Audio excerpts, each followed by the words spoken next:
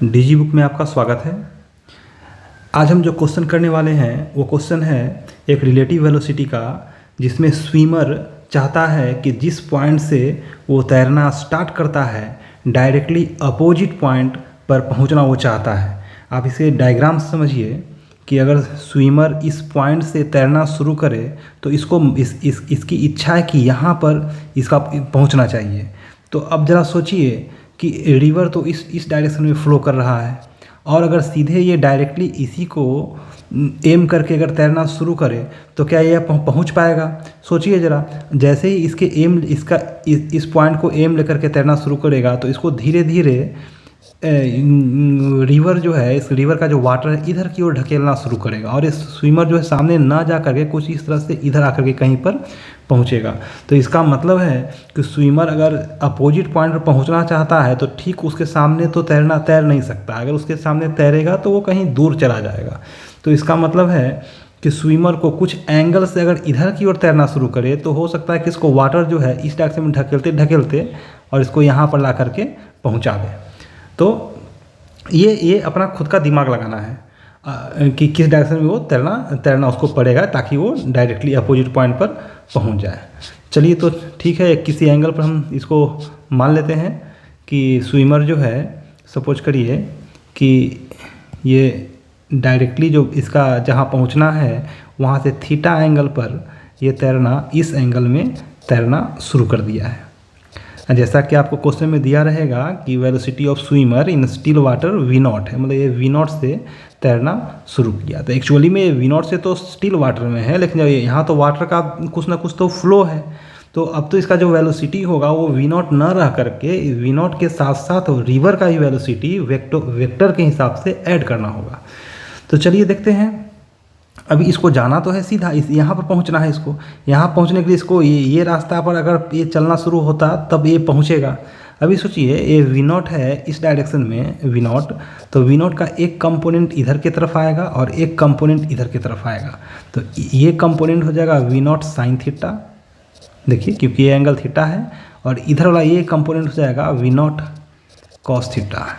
अभी सोचिए, और रिवर का फ्लो इस डायरेक्शन में है V। अब अगर सोचिए कि अगर स्विमर का ये वाला जो है, ये वाला जो कंपोनेंट है, और रिवर का ये वाला जो है वेलोसिटी, अगर ये दोनों इक्वल हो जाए तो क्या हो, ये दोनों कैंसिल आउट हो जाएगा। और जब ये दोनों कैंसिल आउट हो जाएगा तो रिवर का सिर्फ ये वाला वेलोसिटी बचेगा। तब कह सकते हैं कि ये जो है सीधा यहाँ पर पहुँच जाएगा। तो इसका मतलब है कि अगर डायरेक्टली अपोजिट पहुंचना चाहता है अपना इनिशियल पॉइंट से, ये फाइनल पॉइंट यहाँ पर है, तो इस कंडीशन में उसको इस एंगल से तैरना होगा ताकि इसका रिवर के फ्लो का जो अपोजिट कंपोनेंट आएगा वो रिवर के वेलोसिटी के इक्वल हो जाए। मतलब अगर कहें तो condition for reaching directly opposite point. तो इसके लिए मेरा कंडीशन बन गया कि V0 साइन थीटा ये इक्वल होना चाहिए V का। चलिए ठीक है, अब यहाँ से देखिए sine theta is equal to V by V0, मतलब यही एंगल होगा जिस एंगल पर अगर वो स्विमर तैरेगा तो अपना डायरेक्टली अपोजिट पॉइंट पर जा सकता है। चलिए, ये तो एंगल हमको पता चल गया कि किस एंगल पर वो तैरना पड़ेगा ताकि वो अपना डायरेक्टली अपोजिट पॉइंट पर पहुंच जाए।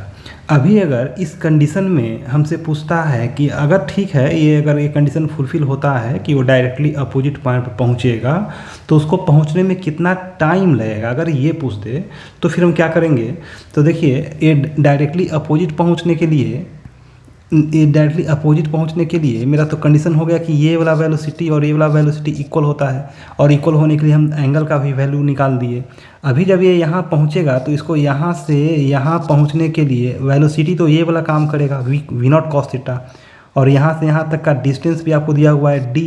तो इस कंडीशन में टाइम अगर निकालने का है तो टाइम हम कह सकते हैं डिस्टेंस बाई वेलोसिटी, ये कह सकते हैं। इसको अगर बढ़िया से सोल्व करिएगा तो D बाई वेलोसिटी हो जाएगा V0